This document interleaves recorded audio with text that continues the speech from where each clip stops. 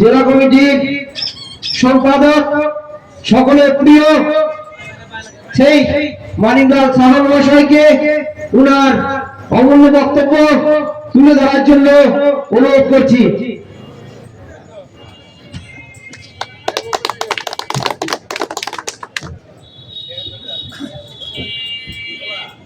আজকে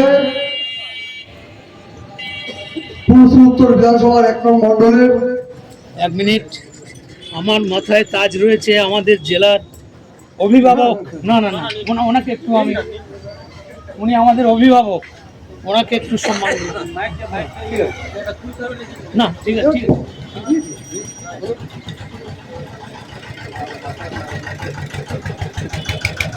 উত্তর বিধানসভার 5 নং মন্ডলে 1 নং মন্ডলের পুরসুরি বাজারে যে সান্ধ্যকালীন পথসভা, উক্ত পথসভা উপস্থিত আছেন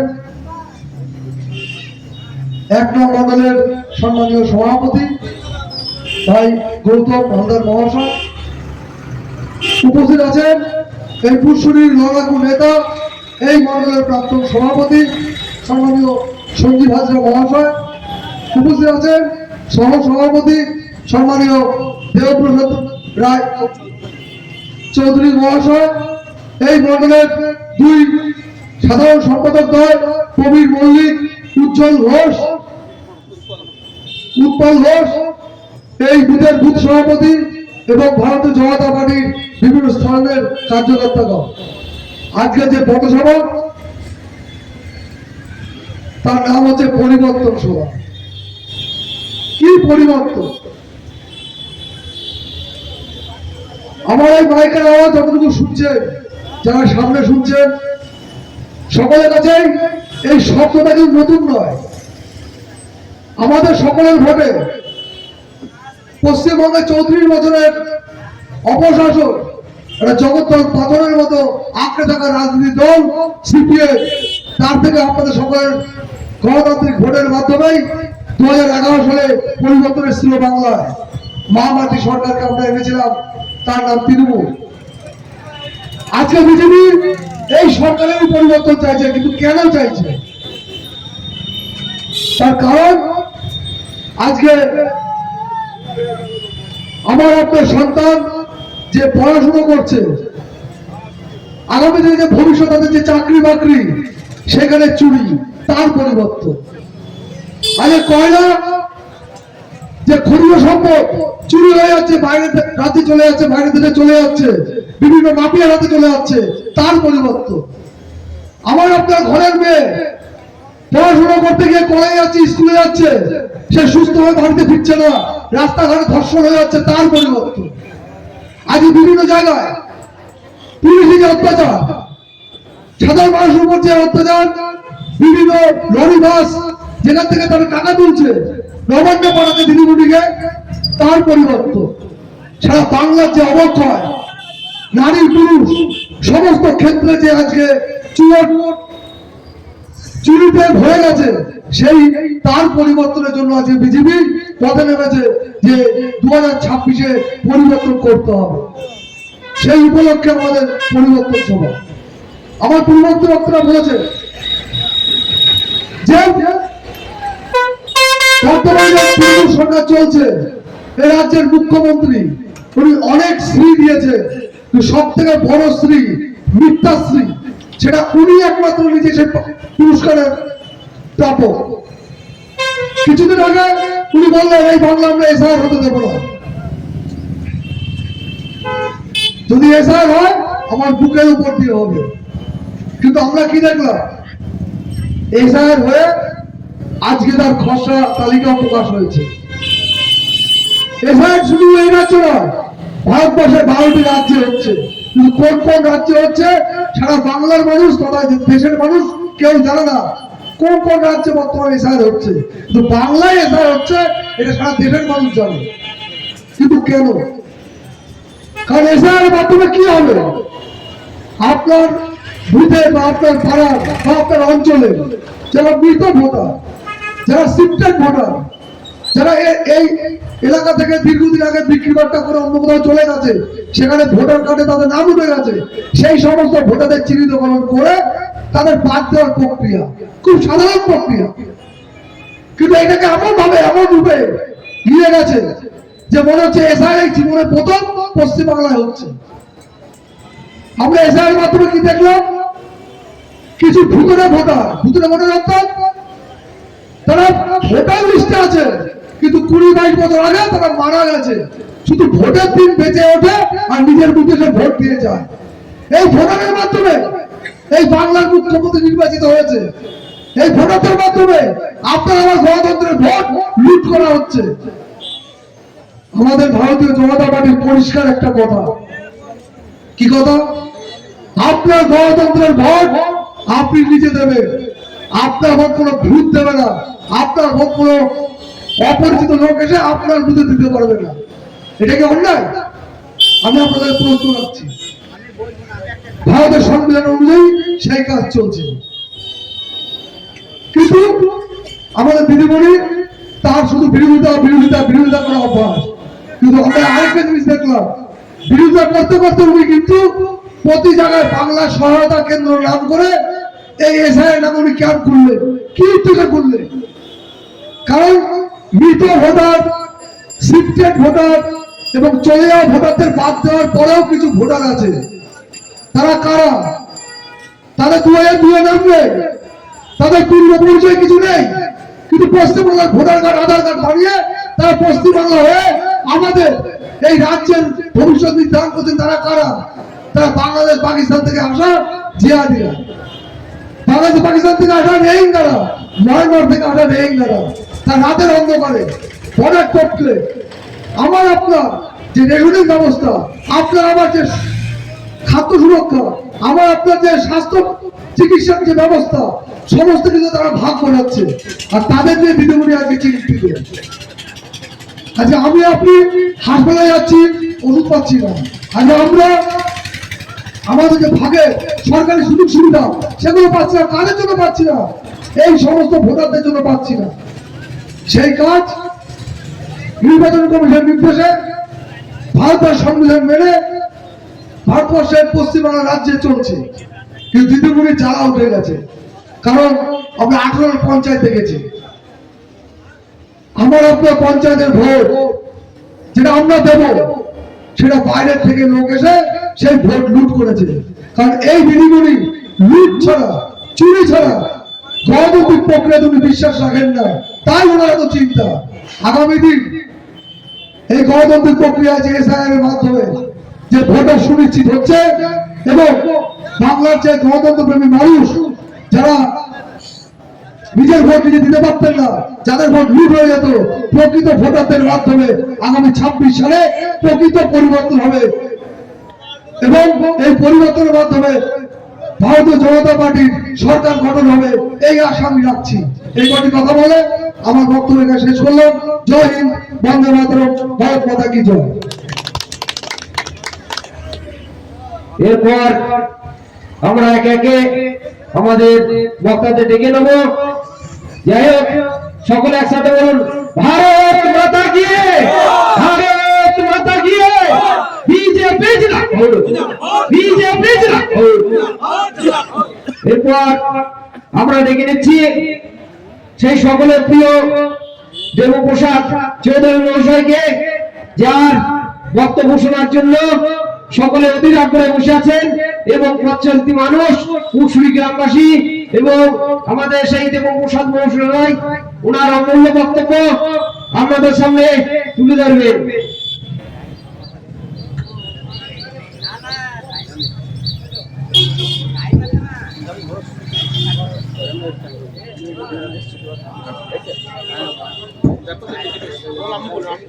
মাননীয়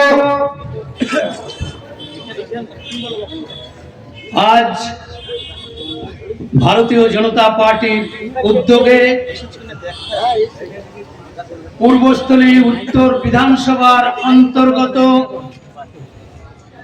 1 নম্বর মণ্ডলের অধীনে উটসুরি গ্রামে উটসুরি বাজার সংলগ্ন ভারতীয় জনতা পার্টির কার্যালয়ের পাশে এবং এখানে বড় ঠাকুরের মন্দির, বজরংবলীর মন্দির, এই মন্দিরময় চত্বরে আজ ভারতীয় জনতা পার্টির পরিবর্তন সংকল্প সভা। পরিবর্তন সংকল্প সভার যে তাৎপর্য আমার পূর্ববর্তী বক্তা শ্রদ্ধেয় মানিকদা ব্যাখ্যা করেছেন, ওনার পূর্ববর্তী বক্তা ভাই লালটু শেখ ব্যাখ্যা করেছেন। তো আমি বক্তব্যের মাধ্যমে বলে দেওয়া কথাকে আমি দুবার রিপিট করতে চাই না। আজকের পুটসুরি গ্রামের সকল শুভবুদ্ধি সম্পন্ন রাজনৈতিক সচেতন ব্যক্তিদের উদ্দেশ্যে ভারতীয় জনতা পার্টির পক্ষ থেকে গৈরিক অভিনন্দন জানাই। মঞ্চে উপবিষ্ট বিভিন্ন পদাধিকারীবৃন্দ, জেলা ও মণ্ডল ও বুথ স্তরের সমস্ত পদাধিকারীবৃন্দকে বিনম্র শ্রদ্ধা জানাই। মঞ্চের সামনে উপবিষ্ট বিভিন্ন প্রান্ত থেকে আগত ভারতীয় জনতা পার্টির যোদ্ধা, বুথ সভাপতি, তাদের সকলকেই দেবতুল্য কার্যকর্তাকে অভিনন্দন জানাই। তৎসহ পুটসুরি বাজারে বিভিন্ন সামগ্রীর ব্যবসায়িক ব্যস্ততার মধ্যে দিন চলছে, সেই ব্যবসায়ী বৃন্দের সকল সদস্যদেরকে বিনম্র শ্রদ্ধা জানাই।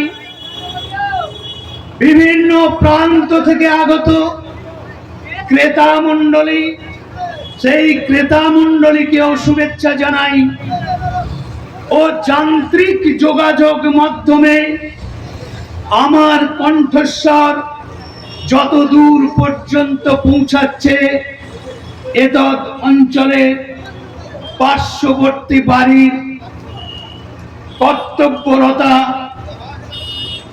মা ও পিতৃস্থানীয়দের শ্রদ্ধা জানাই, সমবয়সীদের জানাই গৈরিক অভিনন্দন। আমার থেকে বয়সে ছোট তাদের জানাই স্নেহের আন্তরিক ভালোবাসা। শিশির একটু জলের ব্যবস্থা করে, জল জল জল।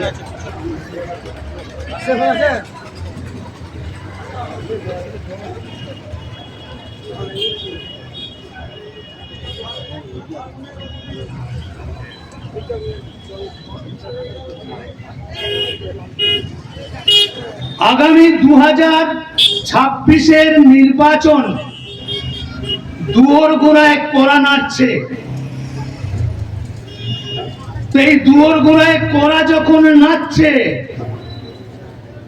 তখন এই রাজ্যের ভোট কাটুয়া, এই রাজ্যের ভোট কাটুয়া মার্ক্সবাদী কমিউনিস্ট পার্টির নেতারা এখন অবাধে বিচরণ শুরু করেছেন।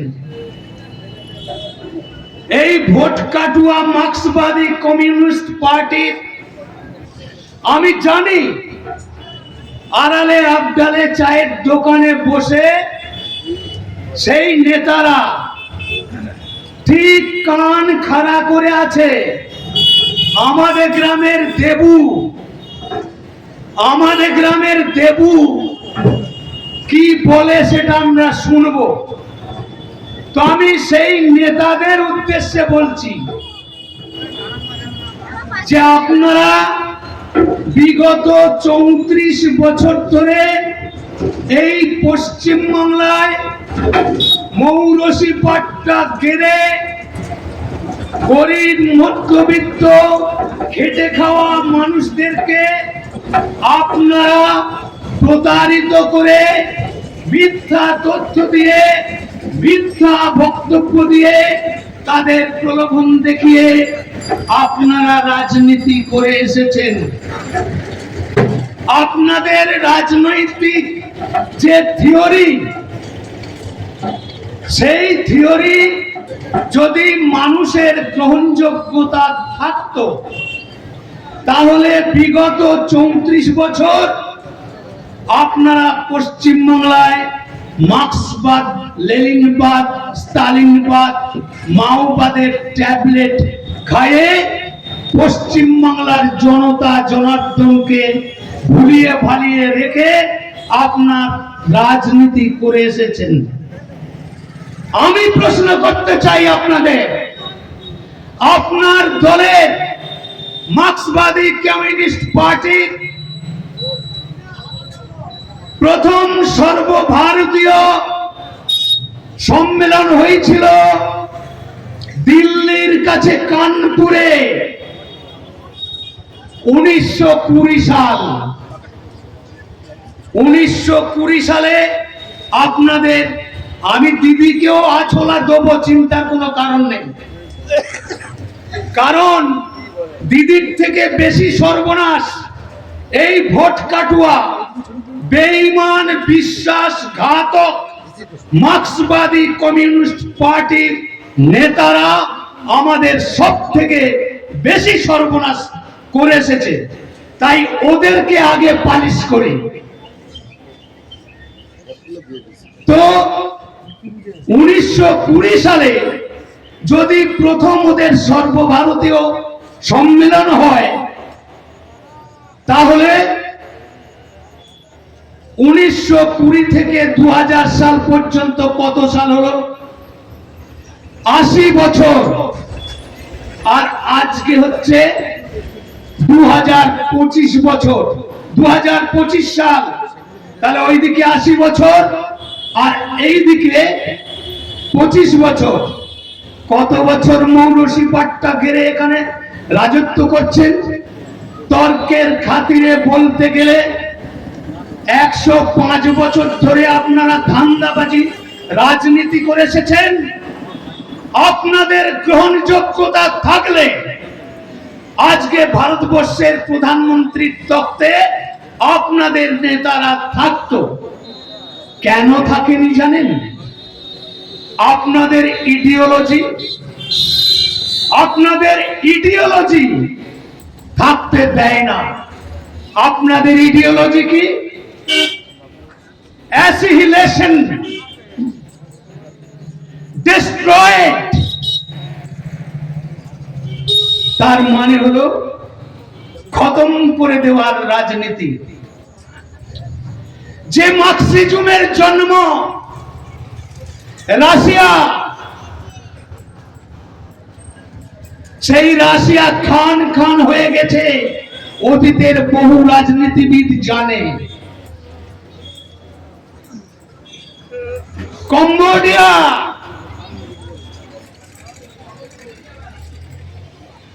তাদের নেতার নাম কি জানেন? এখানকার সিপিএম এর নেতাদের আমি স্মরণ করিয়ে দিই। পল পট। আজকের যুব সমাজ, আজকের অনেক রাজনীতিবিদ এইসব তথ্য জানে না। কার কাছে শুনেছে? কে বলবে এইসব তত্ত্ব কথা? এইসব আন্তর্জাতিক স্তরের যে রাজনৈতিক প্রেক্ষাপট, সে সম্বন্ধে আলাপ আলোচনা বক্তব্য রাখতে গেলে বুকের পাটা চাই। যে পল পট লক্ষ লক্ষ নরখাদক, সেই পল পটকে কিন্তু জঙ্গলে গিয়ে আত্মহত্যা করতে হয়েছে। রোমানিয়ার রাষ্ট্রপ্রধান চেসেস্কু বাড়ির পায়খানার প্যান্টটা পর্যন্ত শোনা যায়, নিজের চোখে দেখিনি। সেই চেসেস্কু আত্মহত্যা করেছে। চীনের কমিউনিস্ট কান্ট্রি, সেই চীনের কমিউনিস্ট কান্ট্রির যে নীতি আপনাদের স্মরণ করিয়ে দিই। তিয়েনানমেন স্কোয়ারে 10,000 ছাত্র যুবককে প্রকাশ্য দিবালোকে গুলি করে মেরেছে। ইতিহাস আপনারা ভুলিয়ে দিতে চাইলেও আমরা ভুলতে দেব না। আমরা খুঁচিয়ে ঘা করে স্মরণ করে মানুষকে জানিয়ে দেব। আপনাদের চটকদারি রাজনীতি করবার জন্য ধর্মনিরপেক্ষকে পাথেয় করে আপনারা রাজনীতি করছেন। আপনাদের আমি প্রশ্ন করতে চাই, আমার কাছে তথ্য আছে। চুপ করুন, বলতে দাও। আমি খরচা করে নিয়ে এসেছি।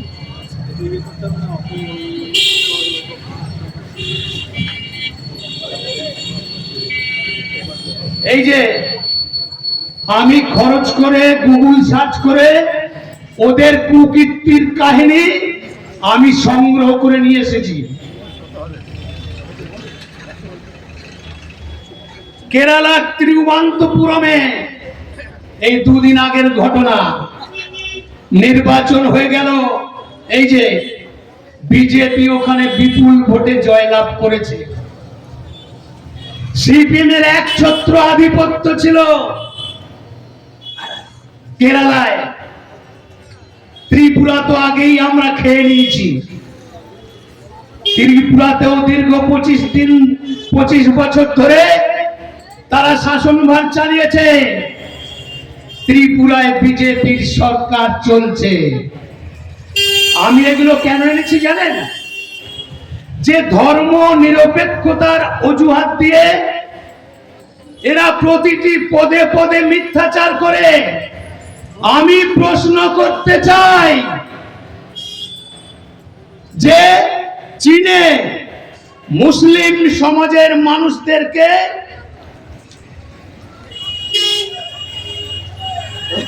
নামাজ পড়া নিষিদ্ধ করেছে। 20 লক্ষ মানুষকে টুপি পরা নিষিদ্ধ করেছে।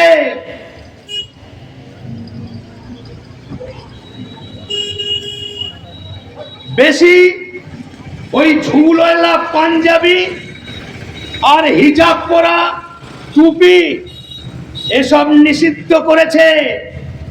আমার বামপন্থী নেতাদের কাছে প্রশ্ন, এই দেখুন, চীনের প্রধানমন্ত্রী, চীনের রাষ্ট্রপতি, আমি বলিনি, আমি তথ্য সংগ্রহ করে কথা বলছি। কি লেখা আছে? দেশ থেকে ইসলামকে মুছে দিতে বদ্ধপরিকর সিপিএম পিতৃতুল্য কমিউনিস্ট চীন। 16 বছরের কম বয়সে কেউ মসজিদে যেতে পারবে না। মসজিদে লাউড স্পিকার বাজানো নিষিদ্ধ, আজান দেওয়া নিষিদ্ধ, নামাজ ছাড়া মসজিদে কোনো ধর্মীয় আলোচনা, শিক্ষা ইত্যাদি নিষিদ্ধ। দাড়ি, টুপি, বোরখা, হিজাব নিষিদ্ধ। শিশুদের ইসলামিক নামের বদলে চীন সরকারের নাম দিতে হবে। সমস্ত মসজিদে জাতীয় পতাকা তোলা বাধ্যতামূলক। সেকু মাকু তিনু, সেকু মাকু আর তিনু। সেকু মানে সেকুলার, মাকু মানে মার্ক্সবাদী কমিউনিস্ট পার্টি, আর তিনু মানে তৃণমূল। আমি এগুলো কেন সংগ্রহ করেছি? এরা এত মিথ্যাচার এখনো সমানে করে যাচ্ছে। ভোট বৈতরণী পার হবার জন্য এরা হিন্দুদের ভোটের মধ্যে বিভাজন করে আজকে বিজেপির জেতাটা নিশ্চিত সিট প্রত্যেকটা পশ্চিমবাংলার বিধানসভায় এরা জিততে পারবে না। জানে এরা দিদির সঙ্গে নবান্নে গিয়ে চপ কাটলেট খেয়ে এসেছে, এরা সেটিং করে এসেছে। আর এদের নেতা বলছে বিজেপির সঙ্গে নাকি তৃণমূলের সেটিং আছে। তা আমি ধর্ম নিরপেক্ষতার প্রশ্নে এই কথাগুলো বললাম যে এতই যদি ধর্ম নিরপেক্ষ আপনারা, তাহলে চীনের এই যে দুনিয়ার মজদুর এক হও, দুনিয়ার মুসলমান এক হও, তা যাও চীনে গিয়ে ক্ষমতাটা একবার দেখিয়ে এসো। এখানকার জাতীয়তাবাদী শুভবুদ্ধি সম্পন্ন মুসলিম সমাজের কোন ভাই বন্ধু যদি আমার বক্তব্য শোনেন, আমি তাকে বলতে চাই, আপনারা কি জানেন রামকে গালি তো অনেকেই দিচ্ছেন, পৃথিবীর মধ্যে সর্ববৃহৎ মুসলিম প্রধান রাষ্ট্র যার নাম ইন্দোনেশিয়া, সেই ইন্দোনেশিয়ার জাতীয় পুরুষকে ওই সিপিএম এর পাঁঠাগুলোকে জিজ্ঞেস করুন, সিপিএম এর পাঁঠাগুলোকে জিজ্ঞেস করুন ইন্দোনেশিয়ার জাতীয় পুরুষকে। আমাদের আরাধ্য দেবতা ভগবান শ্রী রামচন্দ্র। ইন্দোনেশিয়া গণেশ চতুর্থী হয়, ইন্দোনেশিয়ায় কোরআন যেমন পড়ে গীতা পাঠ করে, ইন্দোনেশিয়ায় সরস্বতী পুজো হয়, ইন্দোনেশিয়ায় ভারতীয় সংস্কৃতির প্রতি পরম্পরার প্রতি আস্থাশীল তাদের পরিবারের সন্তান সন্ততিদের নাম রাখা হয়। এগুলো জানে এই পাঁঠাগুলো? গুগল খুলে দেখে নিন। আমি যে মিথ্যা কথা বলছি না, এটা গুগল সার্চ করলে পেয়ে যাবেন। তো যাই হোক, ওনাদের আরো বহু কুকীর্তির কাহিনী আছে। আমার পরেও আমাদের জেলার আরেকজন নেতা এসছেন, আমাদের বিধান ঘোষ আছেন, আমাদের সঞ্জীব হাজরা আছেন।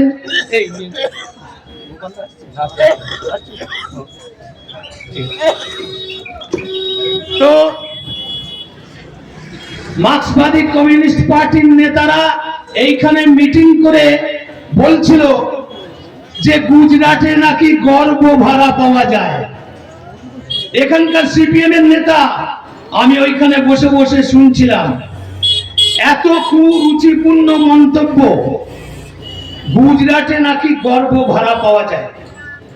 আমি সেই নেতাকে প্রশ্ন করছি, লাহোরের নাচলে আপনাদেরই নেত্রী ইলা মিত্রকে মনে পড়ে? চেনেন ইলা মিত্রকে? যে ইলা মিত্রকে পাকিস্তানের জেলে, তিনি একজন মার্ক্সবাদী কমিউনিস্ট পার্টির নেত্রী। সেই ইলা মিত্র কমিউনিজম ফলাতে গিয়েছিল, পাকিস্তানের সেনাবাহিনী পুলিশ বাহিনী তাকে অ্যারেস্ট করে জেলের মধ্যে নিয়ে গিয়ে মধ্যযুগীয় বর্বরতার দৃষ্টান্ত স্থাপন করেছে। সেই ইলা মিত্রকে রাত্রি 12টার সময় উক্ত থানার কনস্টেবলদেরকে অর্ডার করলেন, 4টে গরম সিদ্ধ ডিম নিয়ে এসো। ফুটন্ত গরম সিদ্ধ ডিম নিয়ে এসে ইলা মিত্রর যৌনাঙ্গের ভিতরে তার হাত পা চেপে ধরে বন্দুকের বাঁট দিয়ে ইলা মিত্র উপরে এই যে পৈশাচিক নরপিশাচের মতো আচরণ করে তাকে মেরে ফেলবার কাহিনী। অনেক সিপিএম এর নেতাকে আমি প্রশ্ন করেছিলেন, চেনেন ইলা মিত্রকে?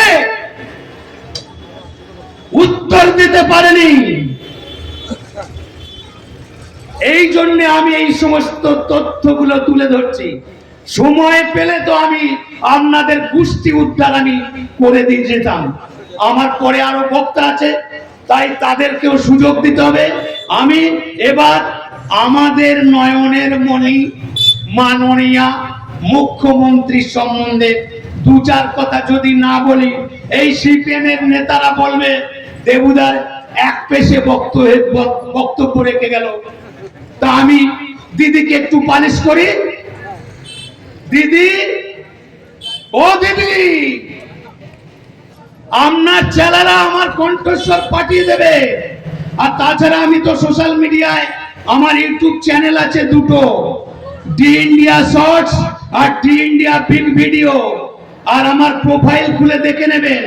এখানকার ওই নেতা আমার বক্তব্য শোনার পরে কমেন্টে লেখে, ওই যে বলেছিল যে গুজরাটে গর্ভবতী ভাড়া পাওয়া যায়, সে বলছে যে তুমি এখানে পুরসুরি পঞ্চায়েতে 3 জন বিজেপির সদস্য জিতেছে, এই মিথ্যা কথা কেন বলছো? আমাকে প্রশ্ন করেছে। ও এইরকম ভাবে খোঁচা মারতে থাকে। ও পুলিশের হাতে এমন মার খেয়েছে, এখানে মারতে মারতে ওকে সিধে করে নিয়ে গেল থানায় 2018 সালের পঞ্চায়েত নির্বাচনে। তারপরেও এই আঁশকাটা কথা বলার স্বভাবের যাবে না। তুই জানিস আমাদের কটা পঞ্চায়েতের সদস্য নির্বাচিত হয়েছে? আগে খোঁজ নে, তারপরে প্রশ্ন করবি, তারপরে কমেন্টে লিখবি। আমাদের 3টে সদস্যই নির্বাচিত হয়েছে। এখানে বামুনপাড়া পঞ্চায়েতের নির্বাচিত সদস্য এখানে বসে রয়েছে। আরেকজন সদস্য আসার কথা ছিল, আসেনি। তো যাই হোক, এই নোংরামির রাজনীতি এরা করে আসছে। তো দিদির দলের নেতাদের একটু বলি যে আপনার দিদি এখন পাগল হয়ে গেছে। ওনার দৈনন্দিন এই যে এসআইআর প্রক্রিয়া চালু হবার পরে দিদির চোখের ঘুম চলে গেছে। কেন জানেন? দিদির চোখের ঘুম এই কারণে চলে গেছে, এই যে এসআইআর প্রক্রিয়া, আগে তো উনি সেই মঞ্চের উপরে উঠে সেই পাগলু ড্যান্সের মতো ড্যান্স করতে করতে মাইক্রোফোন নিয়ে একবার এ মাথা থেকে ও মাথা ছুটোছুটি করে বলছেন এসআইআর করতে হলে আমার বুকের ওপর দিয়ে করতে হবে। আর ওনার ভাইপো এক কাঠি সরেশ, তিনি আবার বলছেন 10 লক্ষ লোক নিয়ে গিয়ে আমি নির্বাচন কমিশনারের অফিস ঘেরাও করব। তো আমার প্রশ্ন, এসআইআর তো হলো, এসআইআর হচ্ছে, ইতিমধ্যেই এসআইআর যে আধিকারিকরা রিপোর্ট দিয়েছেন, আজ পর্যন্ত 59 লক্ষ ভোটারের নাম বাতিল হয়েছে। তো তৃণমূলের নেতাদের বলতে চাই, আপনারা ক্যালকুলেটর খুলুন। 59 লক্ষ ভোটার বাদ যাওয়ার পরেও আরো 1.5 লক্ষ নাম বাদ যাবে, সেই প্রক্রিয়া চলছে। 1.5 কোটি নাম বাদ দেব, ভোটার বাদ দেওয়ার প্রক্রিয়া চলছে। আমি এই জন্য ক্যালকুলেটর বার করতে বললাম যে 59 লক্ষ যদি বাদ চলে যায়, মানে 2025 সালের যে ভোটার লিস্ট, যারা 2018 সাল, 2023 সাল, 2021 সাল, 2024 সাল আর এই 2025 সাল পর্যন্ত ভোট দিচ্ছে, এর মধ্যে 59 লক্ষ অলরেডি খাতায় কলমে বাদ হয়ে গেছে। আমার প্রশ্ন হচ্ছে, এই 59 লক্ষকে পশ্চিমবাংলার 294টা বিধানসভা দিয়ে ভাগ করুন, কত দাঁড়াবে? একটা বিধানসভা পিছু প্রায় 20,000 ভোটার বাদ যাবে, বাদ গিয়েছে। 20,000 ভোটার অলরেডি বাদ গিয়েছে। ওই যে আমাদের শ্রদ্ধেয় দাদা বললেন না, এসআইআর এর মাধ্যমে যে নোংরা খেলাটা হয়েছে, বাবার বয়স 67 বছর আর তার ছেলের বছর হচ্ছে 57 বছর, বইয়ের বছর 43 বছর। এই যে প্রক্রিয়া, এই যে ভুতুরে ভোট, এই ভুতুরে ভোটের মাধ্যমে আজকে এরা ভোট বৈতরণী পার হচ্ছে। আমি এইটা এই জন্য তুললাম, মমতা বন্দ্যোপাধ্যায় 2021 সালের বিধানসভা নির্বাচনে নন্দীগ্রামে লড়াই করেছেন কার বিরুদ্ধে? আমাদের নয়নের মণি, হিন্দুর হৃদয় সম্রাট, পশ্চিমবঙ্গ বিধানসভার বিরোধী দলনেতা শ্রদ্ধেয় শুভেন্দু অধিকারী মহোদয়ের বিরুদ্ধে উনি দাঁড়িয়েছিলেন। ওখানে 1956 ভোটে উনি হেরেছেন। তারপরে তো সরকার গঠন করে ফেলেছেন। এইবার মুখ্যমন্ত্রী হতে হলে তো যে কোনো একটা কেন্দ্র থেকে নির্বাচনে জিতে আসতে হবে। তাই তিনি কি করলেন? ওনার পছন্দের কেন্দ্র হচ্ছে ভবানীপুর কেন্দ্র। যে ভবানীপুর কেন্দ্রকে ফিরহাদ হাকিম বলে এটা তো মিনি পাকিস্তান। তো সেই মিনি পাকিস্তানে গিয়ে দিদি নির্বাচনে অবতীর্ণ হলেন। ওখানে অবতীর্ণ হওয়ার পরে তো উনি জিতলেন। আর আমি অতীতে অনেকবার বলেছি 2021-এ, 2024-এ, 2018-এ বিজেপি হারেনি, তার প্রত্যক্ষ প্রমাণ আজকে আমি আপনাদের কাছে দিয়ে যাচ্ছি। এই যে 59 লক্ষ নাম বাদ গেছে, আর ভবানীপুর কেন্দ্রে বাদ গেছে 44,595 জন ভোটারের নাম বাদ গেছে। তার মানে কি? তারা এনুমারেশন ফর্ম নিয়েছে, বিএলওর কাছ থেকে এনুমারেশন ফর্ম নিয়েছে, কিন্তু সেই এনুমারেশন ফর্ম ফিল আপ করে জমা দেওয়ার সাহস পায়নি।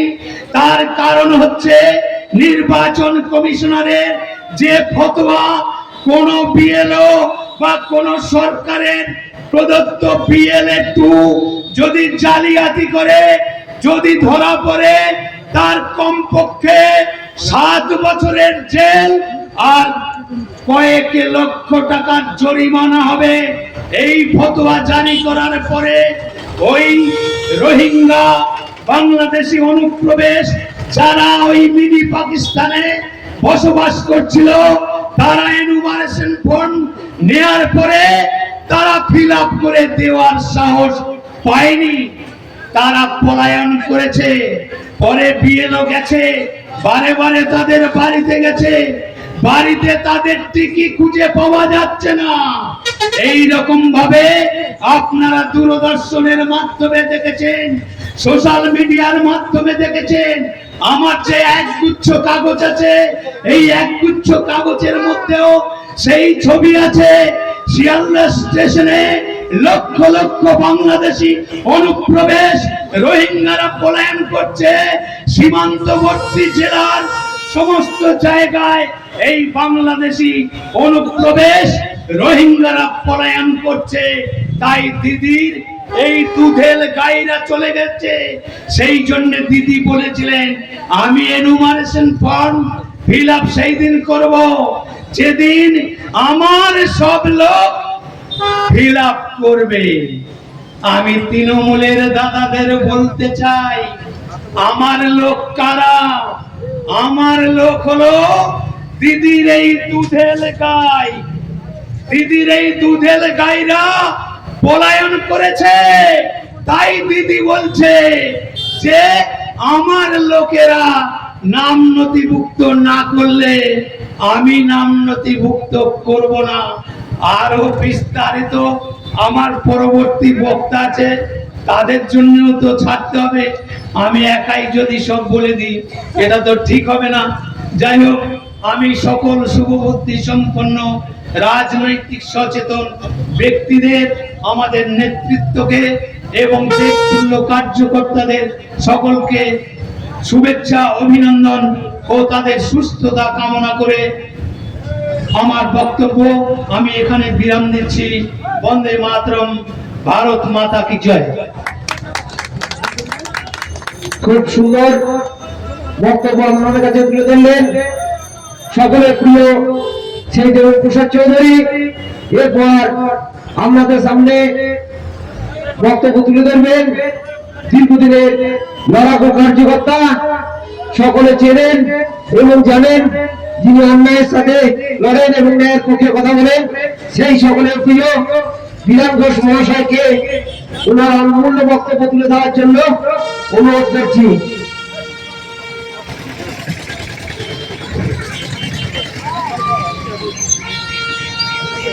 ভারতীয় জনতা পার্টির পক্ষ থেকে আজ যে পথসভা, সেই পথসভায় উপস্থিত আছেন সম্মানীয় মন্ডল সভাপতি ভাই গৌতম, এবং উপস্থিত আছেন এই মন্ডলের সাধারণ সম্পাদক ভাই প্রবীর, এবং উপস্থিত আছেন জেলা সম্মানীয় সম্পাদক মানিক দা, এবং উপস্থিত আছেন আমাদের প্রাক্তন মন্ডল সভাপতি জেলার নেতা সঞ্জীব দা, এবং উপস্থিত আছেন আমাদের এই মন্ডলের সাধারণ সম্পাদক উৎপল দা, সঞ্চালক এবং বুথ সভাপতি, পথ চলতি মানুষ, ক্রেতা বিক্রেতা, পুলিশ প্রশাসন, সিভিক ভলেন্টিয়ার এবং শাসক দলের যারা আশেপাশে রয়েছেন, আমাদের বক্তব্য শুনছেন, সকলকে পার্টির পক্ষ থেকে আমরা গৌরী অভিনন্দন জানাই এবং নমস্কার জানাই। তো আপনারা সকলেই জানেন, সারা পশ্চিম বাংলা জুড়ে আমাদের সংকল্প যাত্রা। এই সংকল্প যাত্রা কেন শুরু করেছি আমরা? এই সংকল্প যাত্রা সারা পশ্চিম বাংলা জুড়ে চলছে। সংকল্প যাত্রা এই কারণেই চলছে, ভারতবর্ষ আস্তে আস্তে এগিয়ে চলে গেছে। আমরা কংগ্রেসের আমল থেকে দেখছি, আর সব থেকে পশ্চিম বাংলা পিছিয়ে যাচ্ছে। এই সংকল্প যাত্রা আমরা নিচ্ছি ভারতীয় জনতা পার্টির পক্ষ থেকে,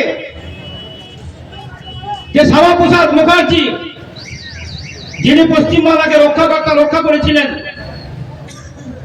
যার জন্য আজকে পশ্চিমবাংলার বুকে বিভিন্ন জায়গায় আমরা দাঁড়িয়ে আজকে বক্তব্য রাখতে পারছি, বাস করতে পারছি।